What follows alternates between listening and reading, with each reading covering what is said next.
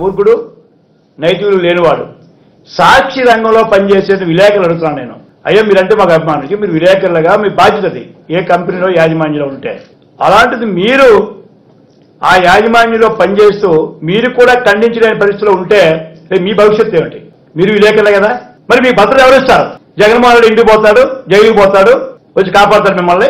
ఎప్పటికైనా మీరు పైకి రండి. ఇలాంటి దుర్మార్గులు మీరు పనిచేసి మీ ప్రతిష్టను ఇందా చెప్పినట్టు పత్రికా రంగం ప్రతిష్టను దిగజార్చకండి. నువ్వు ఒక పత్రికా ప్రతినిధి అయ్యుండి, పత్రికలకి యాజమాన్యం అయ్యుండి, నీ భార్య యజమానురాలైనా నువ్వైనా ఒకటే కదా. అటువంటి ఒక పత్రికా విలేకరి మీద దాడి జరిగినప్పుడు స్పందించాలి ముఖ్యమంత్రి గారు. అది స్పందించడం అన్నది కనీస ధర్మం. లేదంటే పరోక్షంగా ఆ దాడుల్ని ఆయన చెప్పి చేస్తున్నట్లుగానే భావించాలి. కాబట్టి ఇది మంచి పద్ధతి కాదు. ఇది పత్రికా స్వాతంత్రాన్ని, మీడియా స్వాతంత్రాన్ని అడ్డుకోవడం. ఇటువంటి కేసుల్ని హైకోర్టు సుమోటోగా తీసుకోవాలి. అలాగే గవర్నర్ వ్యవస్థ కూడా ఇన్వాల్వ్ అవ్వాలి. దాడులు చేస్తావా, జీవోలు తెస్తావా, యాజమాన్యం మీద కేసులు పెడతావా?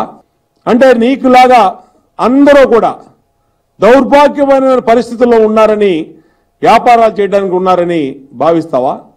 నీ ఇష్టం వచ్చినట్టు వాళ్ళ మీద చేస్తావా? ఉన్నది ఉన్నట్టు చూపించడానికి, కవర్ చేయడానికి వచ్చినటువంటి విలేకరుల్ని మీరు కొడతారా?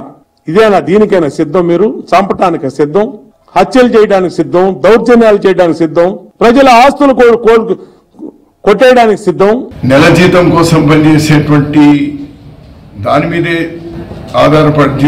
జీవనానికి ఆధారపడేటువంటి విలేకరుల మీద దాడి చేయడం అనేటువంటిది చాలా దిగజారుతనం. ముఖ్యమంత్రి గారు వెంటనే అతనికి క్షమాపణ చెప్పాలి. ఎవరైతే దాడి చేసినారో వాళ్ళ మీద చట్టపరంగా చర్యలు తీసుకోవాలి. అంతేకాకుండా అతనికి వైద్య ఖర్చులు కూడా జగన్ పార్టీనే భరించాలి. ఏబిఎన్ రిపోర్టర్ మీద, అనంతపూర్లో ఫోటోగ్రాఫర్ మీద జరిగిన దాడిని నేను తీవ్రంగా ఖండిస్తున్నాను. ఏబిఎన్ రిపోర్టర్ మీద, అనంతపూర్లో ఫోటోగ్రాఫర్ మీద జరిగిన దాడిని నేను తీవ్రంగా ఖండిస్తున్నాను.